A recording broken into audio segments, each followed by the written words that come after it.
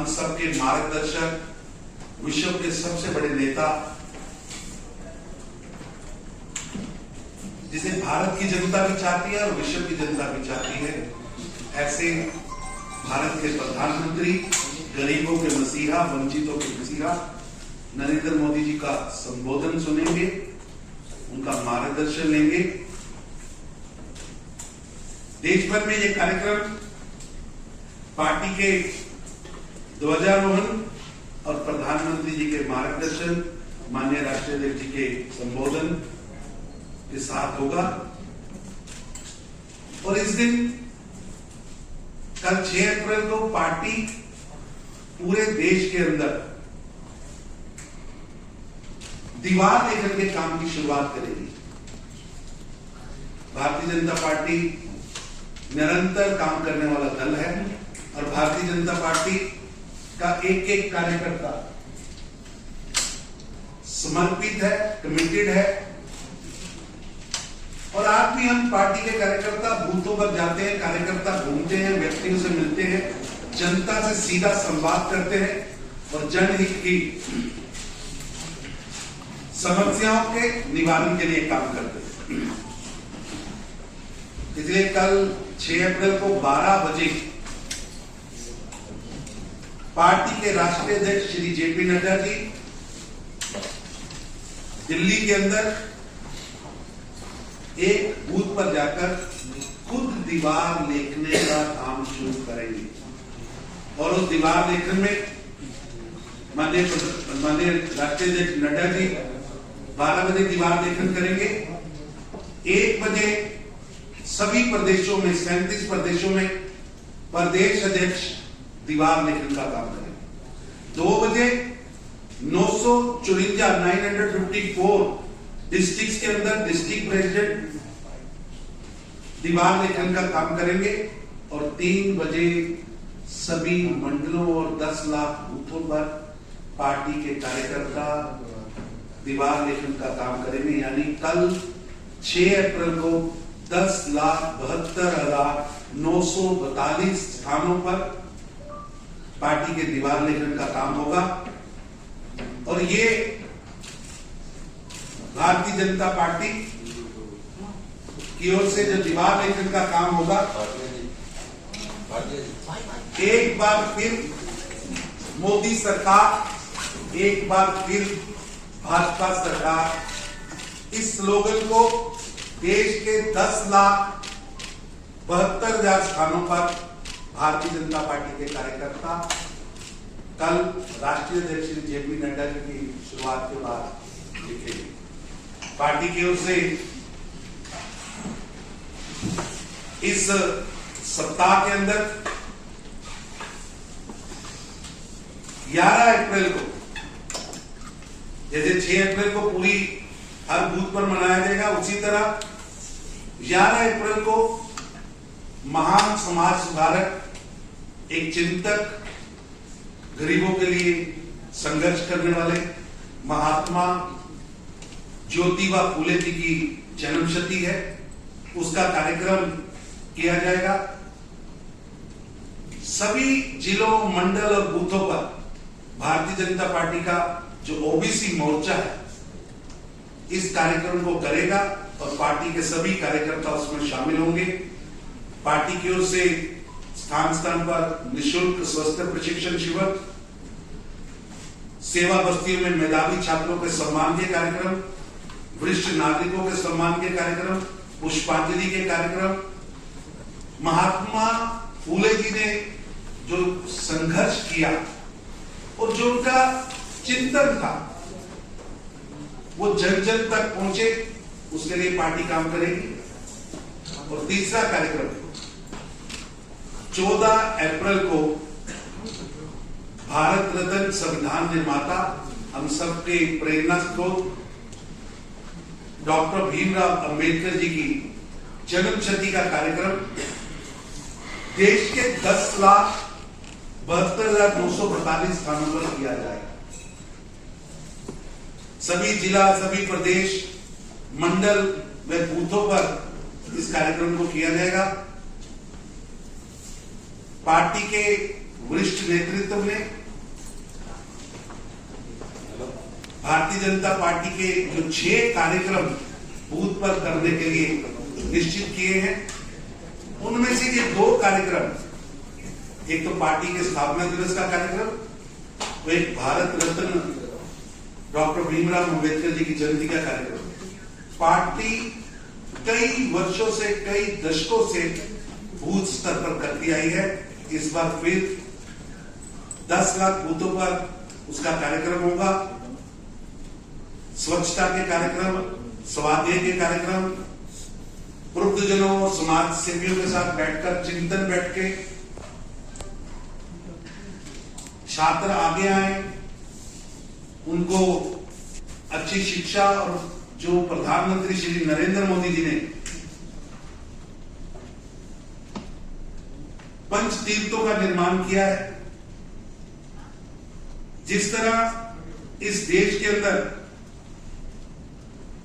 सबको साथ लेकर चलना, सबके विकास की चिंता प्रधानमंत्री मोदी जी ने की है।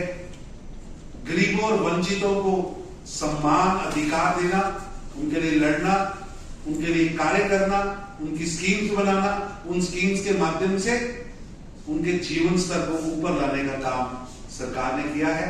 ये सभी चर्चाएं हम अपने बूथों पर बैठे कार्यकर्ताओं के साथ और जन जन के बीच में जाएंगे और सेवा और रचनात्मक कार्यक्रमों के माध्यम से कार्यकर्ता संकल्प भी लेंगे कि डॉक्टर भीमराव अंबेडकर जी, महात्मा फुले, ये 2 महान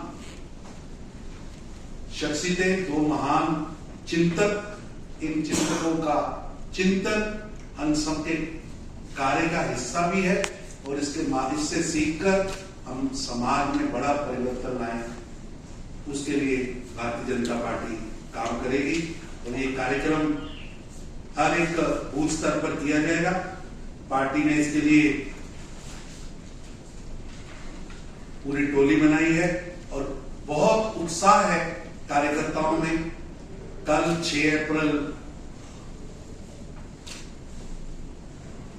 गरीबों के मसीहा, वंचितों के मसीहा, विश्व के सबसे बड़े नेता नरेंद्र मोदी जी के मुख से पार्टी स्थापना दिवस पर मार्गदर्शन सुनने का, जिसकी केंद्र पार्टी से लेकर, केंद्रीय कार्यालय से लेकर एक बूथ पर बैठे कार्यकर्ता तक, सभी कार्यकर्ता करोड़ों की तादाद में उसे सुने। ये 3 कार्यक्रम और दीवार लेखन का 4 कार्यक्रम पार्टी की ओर से तय हुए हैं और ये कल से शुरू होंगे। भारत की सबसे बड़ी पंचायत लोकसभा के सदस्य को जबकि हाउस चल रहा हो, उनके घर से जबरन बिना वारंट दिखाए, बिना एफआईआर दिखाए, बिना कुछ बताए उठा लिया जाता है और झूठे मनगढ़ंत पर्चा उनके दर्ज कर दिया जाता है।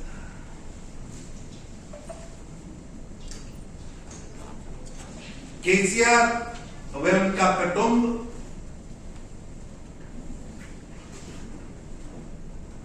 भ्रष्टाचार में पूरी तरह फंसा हुआ है।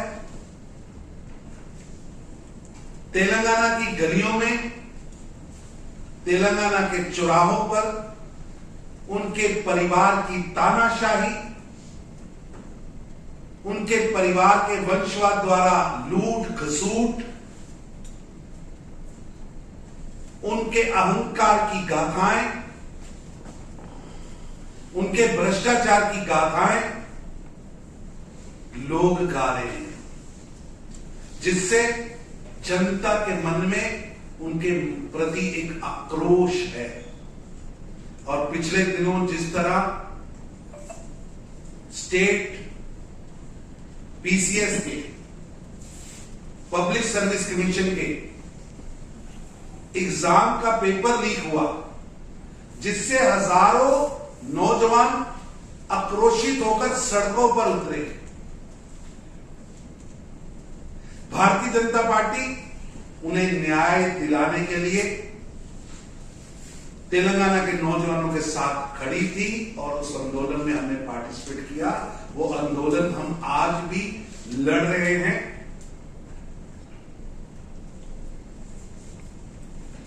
उस पेपर लीक से ध्यान हटाने के लिए और अपनी निकम्मी सरकार से ध्यान हटाने के लिए ये झूठा मनगढ़ंत पर्चा रजिस्टर करके केसीआर कुटुंब, केसीआर सरकार डाइवर्ट करने की कोशिश कर रहा है।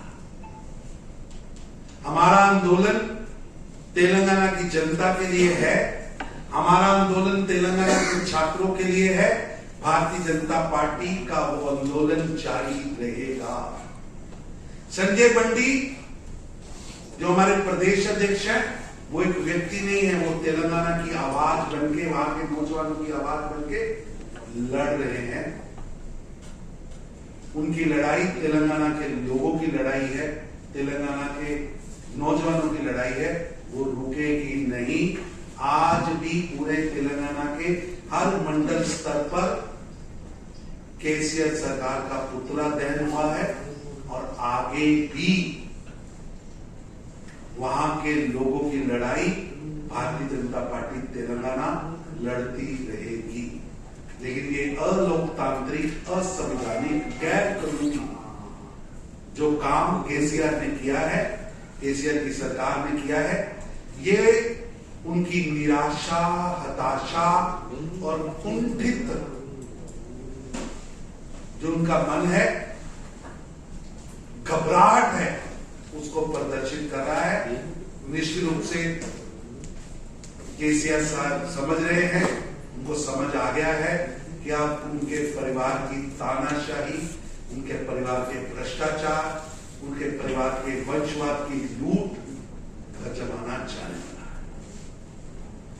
भारतीय जनता पार्टी संजय बंडी जी की गैर कानूनी गिरफ्तारी का, उन पर डाले गए मनगढ़ंत आरोपों का खंडन भी करती है और हम हमारा संघर्ष जारी रहेगा। सर, विपक्ष कह रहा है बीजेपी भ्रष्टाचारियों की वॉशिंग मशीन है।